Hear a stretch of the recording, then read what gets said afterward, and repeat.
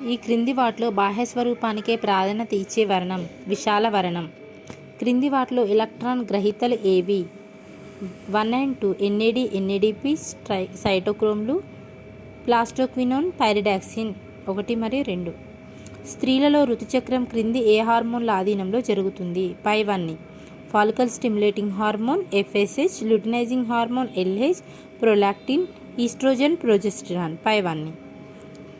క్రింది ఎన్ని డెసిబుల్స్ దాటితే ఏ శబ్దమైనా శబ్ద కాలుష్యంగా పరిగణించబడుతుంది? 120 డెసిబుల్స్. ఉత్పరివర్తనాలను హ్యూగో డివ్రీస్ అనే శాస్త్రవేత్త మొదటిసారిగా క్రింది ఏ మొక్కలో గుర్తించాడు? ఈనోథీరా లామెర్కియానా. ఈనోథెరా లామెర్కియానా. హెడిసన్స్ వ్యాధి కలగడానికి కారణం: గ్లూకోకార్టికాయిడ్ల, మినరలోకార్టికాయిడ్ల అల్పస్రావం. గ్లూకోకార్టికాయిడ్ల, మినరలోకార్టికాయిడ్ల అల్పస్రావం.